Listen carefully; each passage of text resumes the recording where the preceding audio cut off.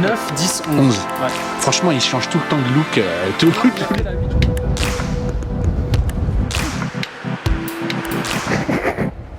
Ça donne le sourire.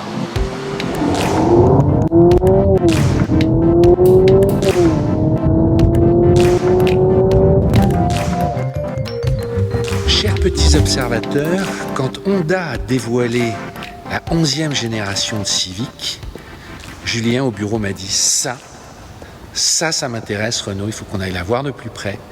Ça pourrait être la remplaçante de ma Lexus, c'était 200H que vous connaissez, parce que tant sur l'histoire que sur la techno, il se passe quelque chose, j'ai envie de la prendre pour 1000 bornes, c'est ça hein? Ah non, mais là, c'est presque un plaisir égoïste, mais je veux vraiment l'essayer. Et là, je l'ai plus d'une semaine, et j'adore ça parce que cette voiture, elle coche plein de choses. Tu me connais, j'ai tout le temps 26 000 points, il faut cocher. Et celle-ci, en tant que voiture récente, elle a un package qui m'intéresse vraiment beaucoup. Et je vais un peu presque commencer par là. Il n'y a qu'un seul moteur en Europe, c'est un moteur hybride et 184 chevaux et ça débute à 32 000 €. Toutes les voitures qu'on essaye aujourd'hui, c'est tout le temps du 40, 45, 50. Ma voiture vaut 2 fois moins cher, mais il y a ma petite CT200H donc qui va dormir ici.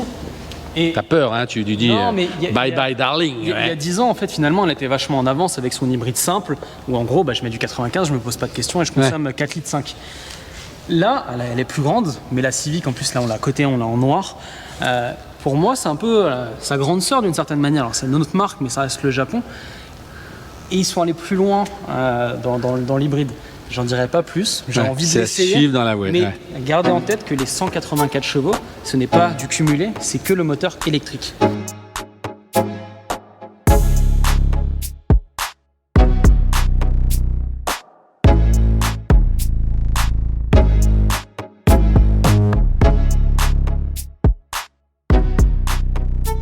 Un petit observateur. J'ai roulé, c'est que le début de ces 1000 km. C'était pas prévu, parce que c'est le soir, mais j'avais envie de filmer parce que c'est beau, on est du côté de la panne. J'essaye dans les 1000 km de vous apporter un peu de voyage, et voilà, ça me fait plaisir, je trouve ça cool. Et les côtes belges, on n'y pense pas forcément, mais en tout cas quand on est au nord de la France, c'est pas loin et ça dépayse. Et première chose dont je veux vous parler dans cette voiture quand on est en ville, là je suis à entre 30 et 50, je suis en full EV, full électrique, et en faisant hyper attention d'une certaine manière, mais moi ça m'amuse parce qu'on se rend compte de pas mal de choses avec le compteur. J'arrive à faire des consommations à 4 litres, 4 litres au 100, quoi. C'est juste incroyable. Et dans un silence de fonctionnement. En fait, pour tout vous dire, je suis en train d'essayer de voir des spots pour voir demain où je vais filmer. Et si tout se passe bien, vous le verrez en une seconde après au montage.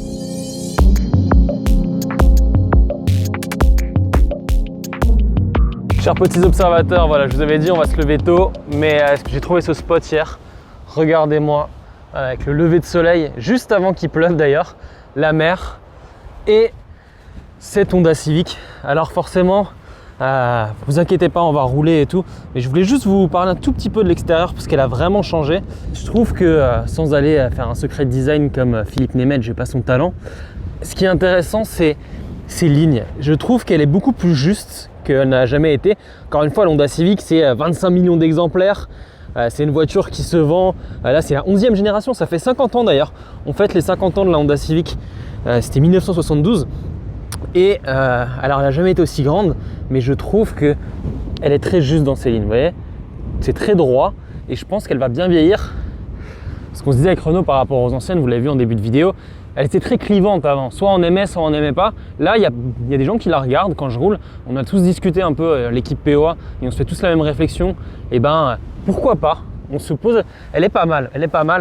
Et je l'ai déjà dit, c'est cette arrière qui change beaucoup. Il y a plus cet effet sac à dos. J'espère que vous m'entendez bien, il y a énormément de vent, on est des rafales à 40. Et c'est vrai que l'arrière aussi est beaucoup plus joli qu'avant. Je voulais juste vous montrer, sans aller dans l'essai détaillé de chaque truc, le coffre, parce qu'il y a beaucoup de place. Ça aussi c'est assez ingénieux. Et si je vous montre ça sur cette voiture, c'est qu'elle fait quand même 4,55 m. Donc finalement 4,55 m, ce qui est drôle c'est que moi ma CT200H fait 4,32 m, ça dépend entre le nouveau et l'ancien bouclier. Là elle fait 20 cm de plus, elle est encore dans la catégorie compacte, mais c'est quasiment la plus grande des compacts, c'est presque une familiale. Et avec ce côté fastback, il y a un côté berline. On est presque, enfin moi j'ai presque l'impression, même quand je roule avec, que c'est une berline.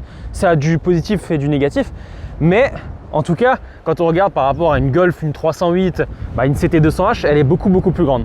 Dites-moi dans les commentaires ce que vous en pensez en termes de design. Et on va faire un petit tour à l'intérieur, parce que l'intérieur aussi a beaucoup changé.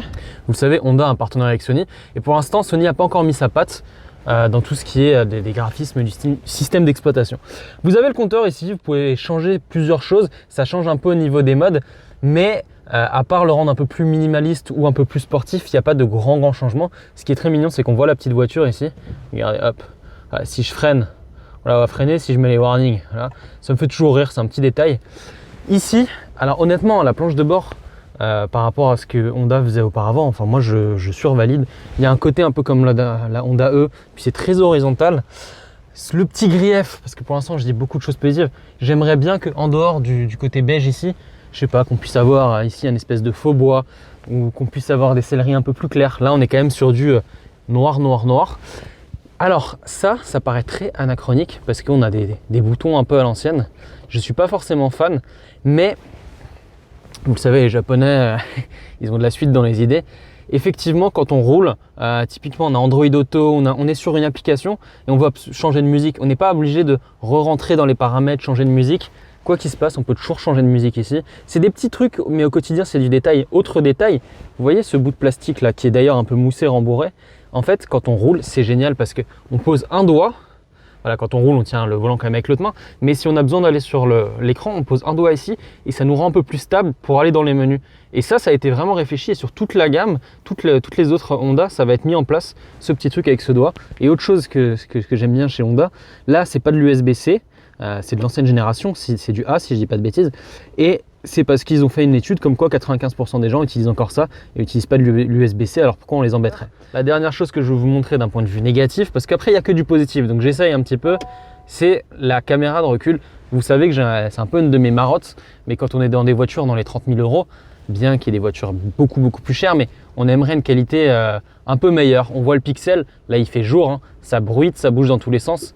C'est vrai que en fait, la voiture paraît, elle est récente, elle est de 2022. Dès qu'on met la caméra, ça fait un peu bizarre. C'était important de faire ce point parce que maintenant on va conduire, on va un peu se rendre compte que finalement cette voiture elle est hybride, mais elle est aussi dynamique et elle donne le sourire. C'est parti.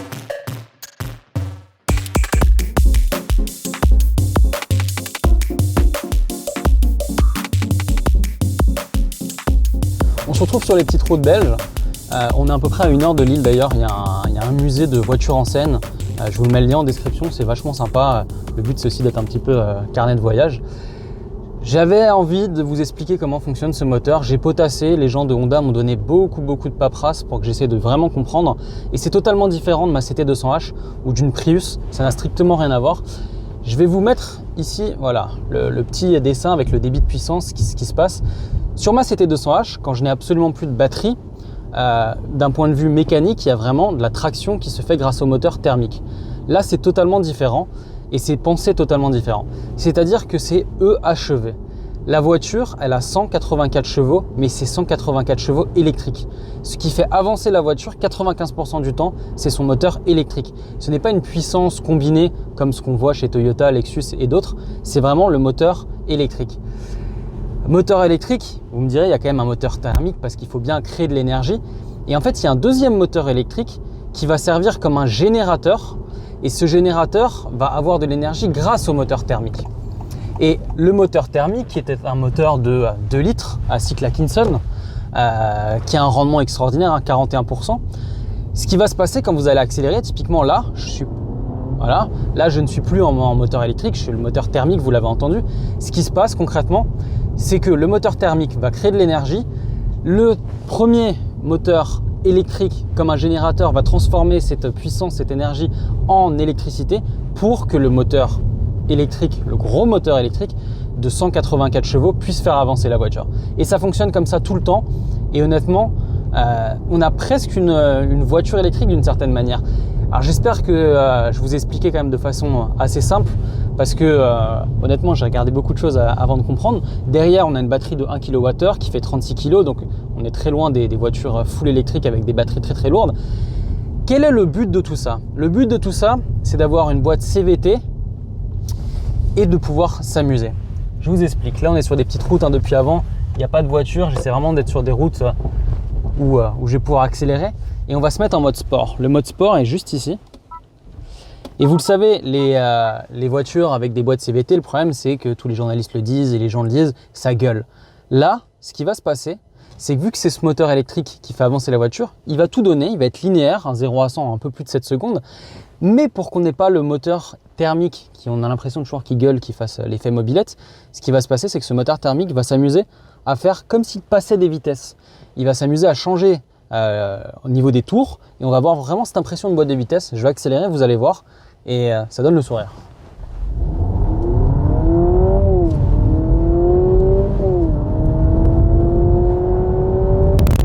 Et voilà, on a passé tous nos rapports. C'est totalement virtuel, mais c'est extrêmement bien fait. Et je pense que c'est très bien ce qu'a fait Honda parce que l'hybride, mine de rien, on a toujours la Prius en tête, on a des voitures pas sympathiques, des voitures pas dynamiques. Et là, ils arrivent à allier le côté dynamique, le côté jouissif. Franchement, on prend du plaisir avec cette voiture et en même temps, on fait des super belles consommations. Ça, je vous en parlerai en conclusion avec Renault. Bon, pour finir, je vais continuer les petites routes, on va rentrer en région parisienne et je vais juste vous montrer le dernier mode, mais ça sera sur autoroute. Donc on se retrouve sur l'autoroute juste après.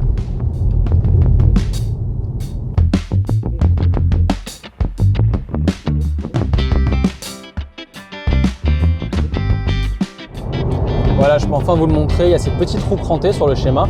Et ce qui se passe, c'est que là, c'est vraiment le moteur thermique qui fait avancer la voiture. Les roues tournent grâce au moteur thermique. C'est le seul moment, je vous ai dit. Truc positif, ce sont tout ce qui est aide, maintien de ligne, régulateur de vitesse adaptatif. Ce qui est bien, c'est qu'on voit beaucoup de choses sur cet écran et elle arrive à voir les voitures. Là, il y a une voiture qui vient de me dépasser, mais elle arrive aussi à se rendre compte, typiquement si c'est un camion, vous allez avoir vraiment le dessin d'un camion, voir où il est par rapport aux lignes. Et si vous n'aimez pas tout ça, et je pense qu'il y en a beaucoup qui vont être contents, en un seul bouton, vous appuyez là, vous pouvez désactiver par exemple le fait que le volant puisse bouger tout seul. Ça, je sais qu'il y a beaucoup de gens, ça les embête. Voilà, mais là le but c'est de rentrer à Paris. On va faire la conclusion avec Renault et je vais vous parler forcément des fameuses consommations parce que sur ce genre de voiture, c'est le nerf de la guerre. À tout à l'heure. Chers petits observateurs, ça y est, Julien a fait ses 1000 km et il est venu jusqu'à moi dans mon parking qui abrite la C6. Je vais lui poser la question rituelle parce que de savoir s'il achète ou pas cette Civic. Tu t'attends à quoi? Alors, ça va? À quoi? Ouais, ça va. Moi, je pense que tu achètes, mais... J'achète, mais elle est pas parfaite. En fait, je l'ai idéalisée comme pas possible parce que depuis que j'ai vu les premiers essais et dès que j'ai vu la conception du moteur et la tête qu'elle avait, j'avais vraiment envie de l'essayer. Mais elle a quand même, mais c'est bien, je trouve aussi qu'il y a quelques petites choses. Voilà. Revaloriser. Mais globalement, après 1000 bornes, ouais. C'est intéressant parce que c'est rare que tu achètes en fait. Tu es assez exigeant, tu regardes tout, tu adores ta CT200H, tu compares. Encore une fois, quand on dit j'achète, c'est subjectif d'une certaine manière. Mais là, en fait... je suis pas si d'accord que toi parce qu'avec toi, s'il y a vraiment un truc, tu bosses tellement tes sujets que voilà, c'est pas juste j'aime pas. C'est parce que mais effectivement, des fois je peux dire j'achète alors que pas forcément pour moi, mais quand on dit j'achète, en fait, c'est presque comme une espèce de note. C'est genre, le package est très juste, quoi. Ouais. Et en fait, son gros point fort, c'est son moteur. Vraiment. Ouais. Mais bravo Honda, bravo les ingénieurs.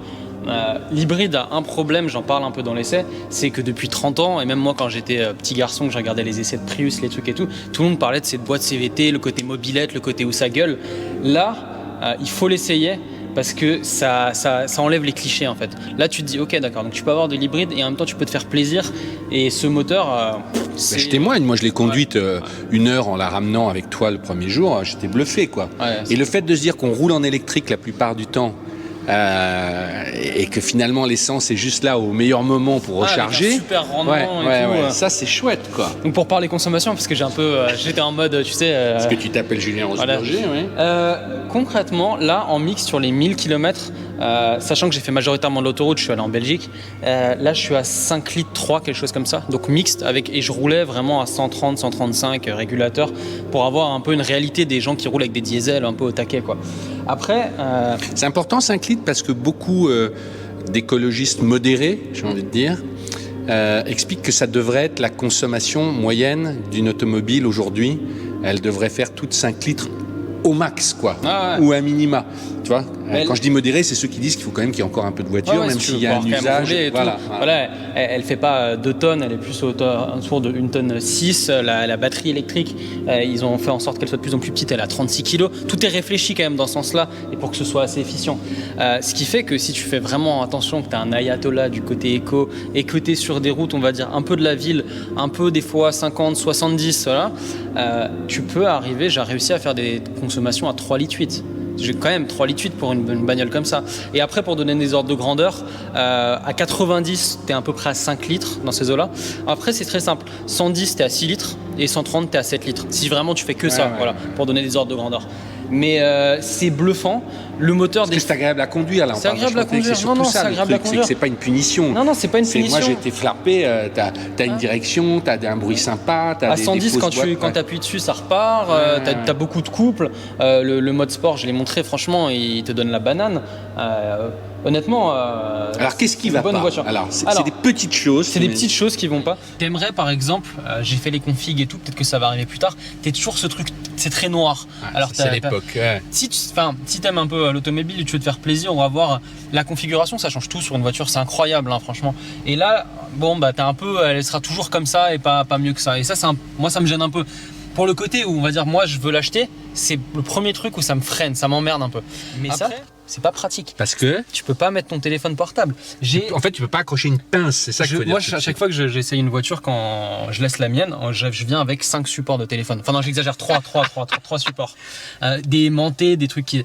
Et là, en fait, je peux le mettre nulle part. Ce qui faisait que je mettais un câble et je mettais mon téléphone là pour pas qu'il bouge. Autre chose, c'est vraiment, il y a des bruits d'air à 110 km/h. Alors, c'est une voiture qui est très récente. Celle-ci, à la base, elle avait 800 km, maintenant on en a 1800. C'est peut-être ça, il y a peut-être des réglages à faire. Pareil de ton côté. Quand il y a des pavés, ça claque un peu. C'est des petits trucs où, enfin moi ça m'embête. Tu sens que t'es pas encore. Mais tu penses que c'est un problème d'aérodynamisme, des rétros, des machins, ou c'est un problème de réglage? C'est pas bien du tout. Mais une fois j'ai essayé de rouler avec les rétros rabattus à 110, juste pour voir, parce que je comprenais pas et j'aime pas casser du sucre sur une marque ou quoi que ce soit. C'est pareil en fait. Donc je sais pas d'où ça vient. Je sais pas. Après effectivement à sa décharge en ce moment, il y avait des rafales à 35 km/h. On est une semaine après qu'il y avait la tempête. Donc peut-être que c'est ça. Mais 35 km/h, ça arrive. C'est pas non plus voilà. Mais franchement, good job.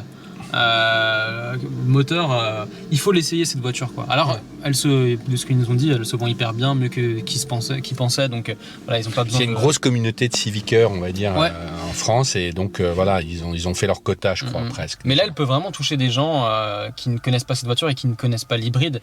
C'est super bien pour rentrer dans le monde de l'hybridation cette voiture, parce que elle casse tous ces clichés quoi. Voilà. Non, mais elle nous a donné envie. Bon, ben voilà. À une prochaine fois pour un autre 1000 km. Hein. Ouais.